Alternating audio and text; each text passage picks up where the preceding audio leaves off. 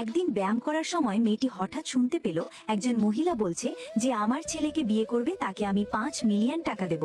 এই কথা শুনে অনেক মেয়ে সঙ্গে সঙ্গে রাজি হয়ে গেল, কিন্তু যখন সবাই জানতে পারলো সেই ছেলে শারীরিকভাবে অক্ষম, তখন একে একে সবাই পিছিয়ে গেল।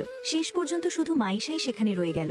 মাইশা সেই কালো কার্ডটি নিয়ে তার শাশুড়িকে বলল সে তার ছেলের খুব ভালোভাবে যত্ন নেবে। এই কথা শুনে শাশুড়ি খুশি হয়ে সেখান থেকে চলে গেলেন। এরপর মাইশা তার স্বামীর সঙ্গে বিয়ের রেজিস্ট্রি করে, কিন্তু বিয়ের পর স্বামী রাহাত ঠান্ডা গলায় বলে টাকার জন্য এত ভালোবাসার অভিনয় করছো। তারপর সে একটি চুক্তিপত্র বের করে, সেখানে লেখা ছিল এটা একটি কন্ট্রাকচুয়াল ম্যারেজ, আর প্রতি মাসে মাইশা 1 মিলিয়ন টাকা পাবে। চুক্তির কথা শুনে মাইশা ভীষণ খুশি হয়ে যায়। ঠিক তখনই তার কাজিন সেখানে দিয়ে যাচ্ছিল, সে মাইশাকে অপমান করে বলে তার মতো মেয়ের ভাগ্যে নাকি শুধু একজন অক্ষম মানুষকে বিয়ে করা লেখা আছে। মাইশা শান্তভাবে জবাব দেয় অন্তত সে কারো সঙ্গে প্রতারণা করে না। পরে রাহাত আড়িতে ফিরলে মাইশা হাসি মুখে বলে স্বামী এসে খেয়ে নাও। তারপর সে নিজের হাতে রাহাতকে খাবার খাইয়ে দেয়।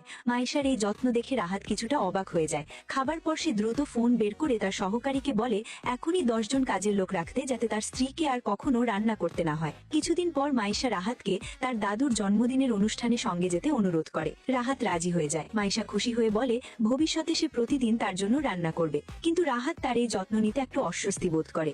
অবশেষে দাদুর জন্মদিনের দিন চলে আসে। মাইশা দাদুর জন্য একটি উপহার নিয়ে যায়, কিন্তু তার কাজিন মাঝপথে সেই উপহারটি আটকে দেয়। সেই উপহারের দাম নিয়ে হাসাহাসি করতে থাকে এবং সেটাকে ভেঙে ফেলার হুমকি দেয়। তখন রাহাত ঠান্ডা গলায় বলে সে জানে না এই জিনিসের মূল্য কত। কাজিন রেগে গিয়ে রাহাতের পরিচয় নিয়ে অপমান করতে শুরু করে, এমনকি তার অক্ষমতা নিয়েও কথা বলে। মাইশা সঙ্গে সঙ্গে নিজের স্বামীর পক্ষ নেয়, কিন্তু তার শ্বশুর বাড়ির একজন তাকে ধাক্কা দিয়ে ফেলে দেয়। ঠিক সেই মুহূর্তে রাহাত উঠে দাঁড়িয়ে মাইশাকে ধরে ফেলে। এই দৃশ্য দেখে সবাই অবাক হয়ে যায়, কারণ এতদিন সবাই ভাবতো রাহাত দাঁড়াতেও পারে না। এরপর রাহাত জানায় মাইশার দেওয়া সেই উপহারের মূল্য 3 মিলিয়ন টাকা। সে বলে যে অপমান করেছে তাকে এর ক্ষতিপূরণ দিতে হবে। কথা শুনে তার বোন ভয় পেয়ে যায় এবং দাদুর কাছে সাহায্য চায়, কিন্তু দাদু বলেন তোমরা নিজেরাই তো এই পরিস্থিতি তৈরি করেছো।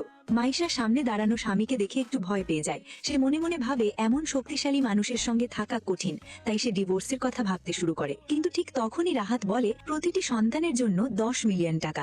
কথা শুনে মাইশার মতামত সঙ্গে সঙ্গে বদলে যায়।